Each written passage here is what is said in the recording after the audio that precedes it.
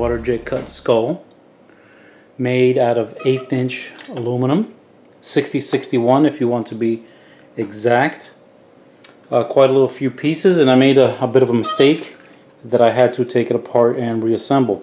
But all in all, came out nice. Looks good, and I'm going to enjoy having it on my desk. Thank you all for watching. Please don't forget to like, comment, share, and subscribe, and hit the little bell to stay up to date on my future videos.